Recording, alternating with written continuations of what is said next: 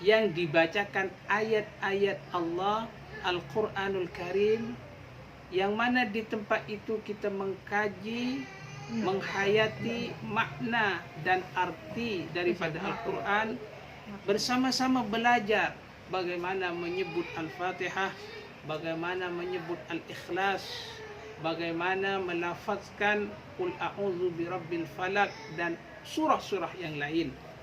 Maka besar sekali keutamaannya.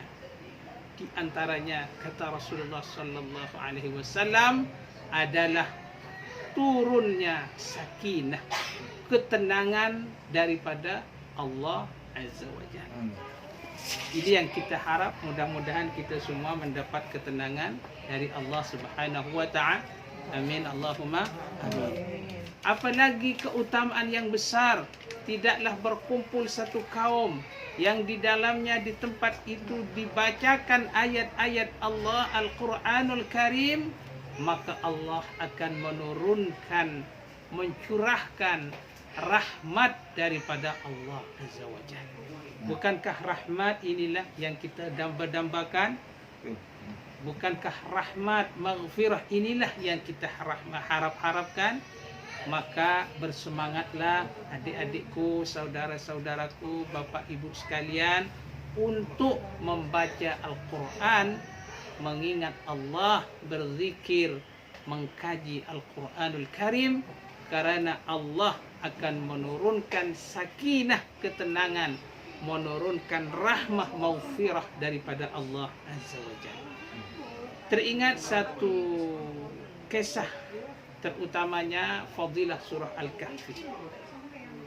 Semua surah besar fadilahnya, keutamaannya besar. Tetapi terutama surah Kahfi yang biasa disunnahkan dibaca pada hari Jumaat, suatu ketika di rumah itu, karena bertepatan ini di rumah siapa ini? Bu Dewi. Mudah-mudahan ini turunnya rahmat dan sakinah dari Allah. Seseorang itu membaca surah Al-Kahfi.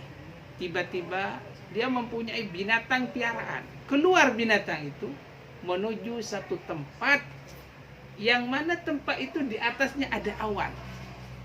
Ada apa? Awan. Ada awan. Kemudian tanya kepada Rasulullah sallallahu alaihi wasallam tentang kejadian ini. Apa sabda Rasulullah sallallahu alaihi wasallam? Begitulah kalau surah Al-Kahfi dibaca, ayat-ayat Al-Quran dibaca, binatang pun keluar menuju naungan rahmat dari Allah, menunjukkan satu pertanda awan itu adalah naungan rahmat sakinah dari Allah Azza wa Jalla. Kalau bahasa kasarnya, ngapunten ya, ngapunten bahasa Jawanya tak Madurana, bahasa Maduranya tak langkah. Ya, kata orang kampung saya, I am so sorry. Okay?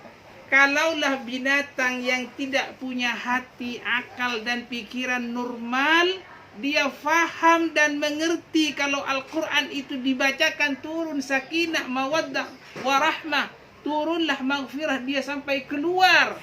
Apalagi kita yang punya akal, hati, pikiran. Afala ta'qilun. Tidakkah kamu mengangan-angan itu rahmat Allah? Itu adalah maghfirah Allah. Segala rahmat turun kepada orang yang membaca Al-Quran. Satu bukti ini, kata Rasulullah, bahwa Al-Quran, fadilah surah Al-Kahfi besar, binatang piaraan pun keluar menuju naungan itu. Begitulah Al-Quran sebenarnya, tidak khusus Al-Kahfi, tetapi dalam penceritaan ini terdapat di dalam fadilah Al-Kahfi. Semua Al-Quran ini adalah firman Allah, kalamullah yang luar biasa, mukjizat, tidak ada tandingannya di dunia ini. Karena itu firman Allah. Betapa orang yang membaca Al-Quran hatinya tenang atau tidak? Tenang. Baca surat Kabar 3, 4, 5 lembar, tidak ada ketenangan.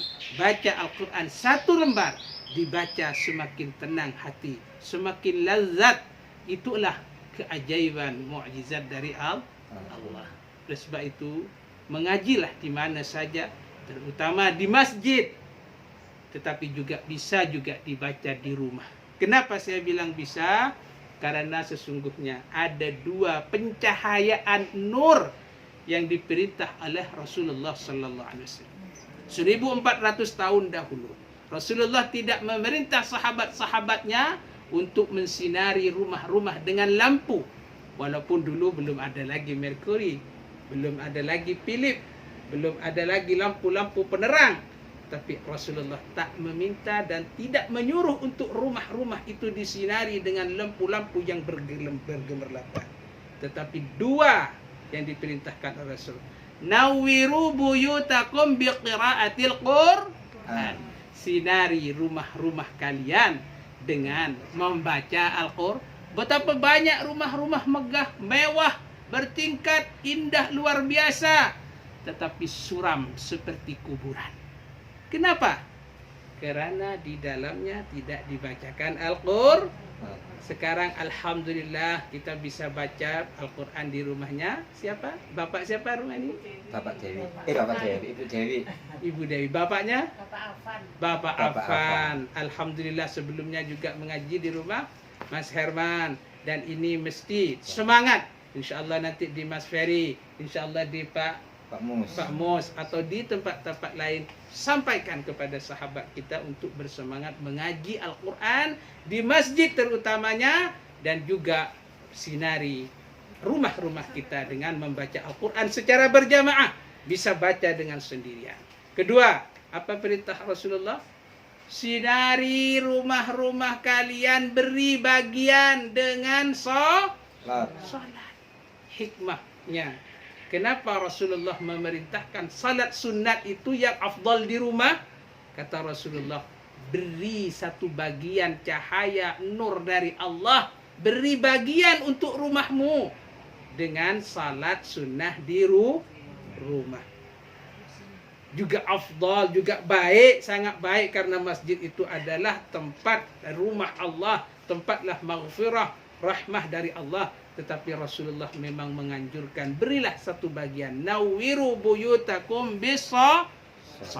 Sinari rumah-rumah dengan salat. Yang pertama sinari dengan apa? Al-Qur'an. Yang kedua sinari dengan salat.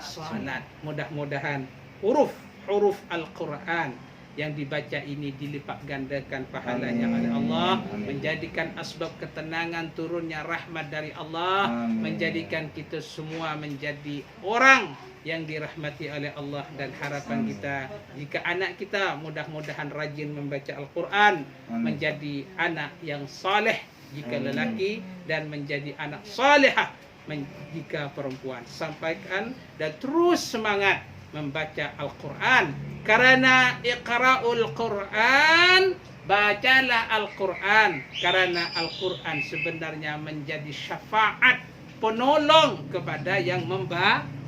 Di samping syafaat Rasulullah, juga syafaat Al-Quranul Karim. Mudah-mudahan kita mendapatkan rahmat dari Allah Azza wa Jalla. Terutama teruskan sampai Ramadan, selesai Ramadan, teruskan jadikan istiqamah, menjadikan teman karib Al-Quran ini. Amin. Jangan sampai jadi alasan, aku tidak tahu Ustaz, bacaku salah Ustaz. Terus baca.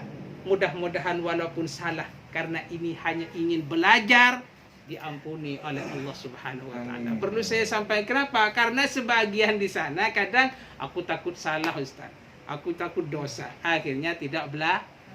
Karena ketakutan inilah menjadikan terus tidak tahu. Karena oleh itu, sebab itu kalau terus semangat mau belajar secara berkelompok seperti ini, seperti yang sudah sampaikan, juga ada kajian Al-Quran Tajwid, hasil dari saya sampaikan bisa jenengan musyawarahkan bersama. Mudah-mudahan bermanfaat. Terima kasih. Assalamualaikum warahmatullahi wabarakatuh. Waalaikumsalam.